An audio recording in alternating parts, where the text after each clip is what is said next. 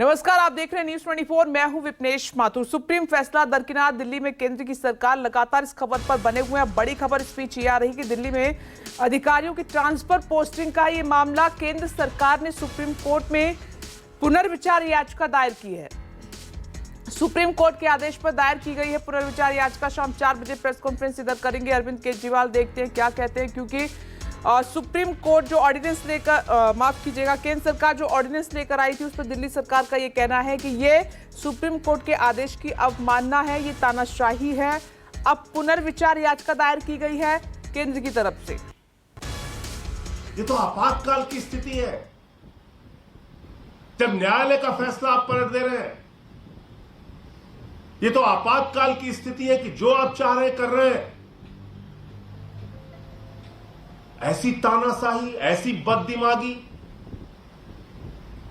आप कल्पना कीजिए, जब इस सर्वोच्च न्यायालय का फैसला आया, दिल्ली के मुख्यमंत्री ने कहा प्रधानमंत्री को एक पिता की भूमिका में होनी चाहिए।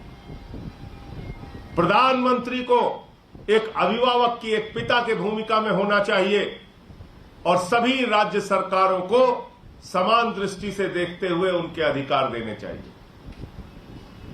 लेकिन यहां मैं ये कहना चाहूंगा कि अगर एक पिता अपने बच्चे की बर्बादी पर तुला हो, एक पिता अपने बच्चे के लोकतंत्र का गला घोटने पर तुला हो, एक पिता अगर संविधान का गला घोटने पर तुला हो और एक पिता एक चुनी हुई सरकार को मारने पर जुट जाए, तो देश की स्थिति क्या होगी ये समझा जा सकता है। पिछले 8 सालों में अरविंद केजरीवाल ने यहाँ उपराज्यपाल बदल गए, मुख्य सचिव बदल गए, लेकिन अरविंद केजरीवाल का रवैया नहीं बदला।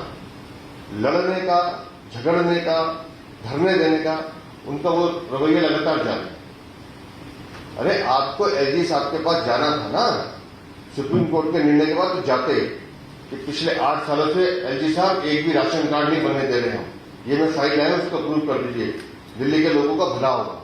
उस पर अरविंद केजरीवाल नहीं बोलेंगे, जाके बोलते इस बजट में 3700 करोड़ रुपया माननीय प्रधानमंत्री ने वृद्धों की पेंशन के लिए दिया है, हम पिछले 5 साल से पेंशन नहीं दे रहे हैं। केजरीवाल जाते एलजी साहब के पास कि मैं ये फाइल लाया हूं, आइए मिलकर बुजुर्गों को पेंशन देते हैं, वो फाइल नहीं लाएंगे। दिल्ली के विकास की एक फाइल एलजी के पास नहीं भेजेंगे। लेकिन कैसे अपने भ्रष्टाचार को छुपाना है, कैसे अपनी गुंडागर्दी को छुपाना है, कैसे दिल्ली की जनता को लूटना है, उसके लिए लड़ने को तैयार है। देखिए, ये अध्यादेश हर तरीके से गैर कानूनी है, गैर संवैधानिक है।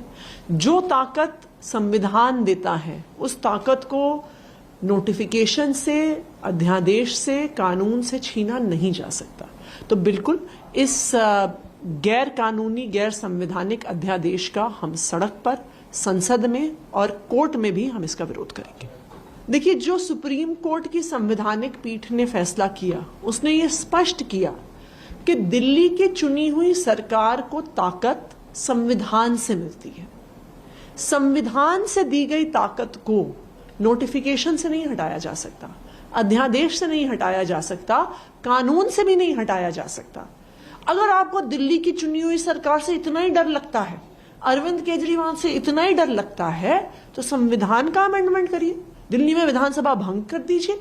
बीजेपी के सांसद मनोज तिवारी मेरे साथ हैं। मनोज जी, कुछ दिन पहले अरविंद केजरीवाल सरकार को खुशी मिली थी, आप लोगों ने बहुत जल्दी उसको गम में बदल दिया, क्या वजह रही इस जल्दीबाजी की?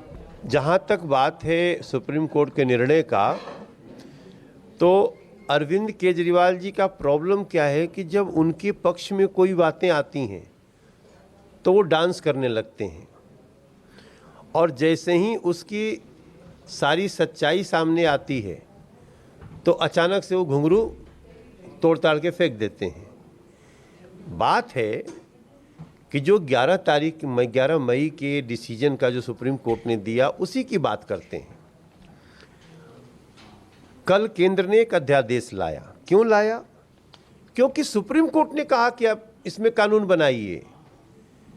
उस निर्णय के जो 11 मई को आया, जिसके बाद ये घुंघरू वाले शुरू हो गए हैं, उसमें पैरा 95 में स्पष्ट रूप से सुप्रीम कोर्ट के निर्णय में कहा गया कि जहां राज्य सूची में किसी मामले में कानून का अभाव है, क्लैरिफिकेशन नहीं हो रहा है, क्योंकि आपको याद होगा पहले सुप्रीम कोर्ट ने निर्णय दिया था एलजी के पक्ष में कि एडमिनिस्ट्रेटर एलजी हैं, कोई 1.5 साल पहले हाई कोर्ट ने।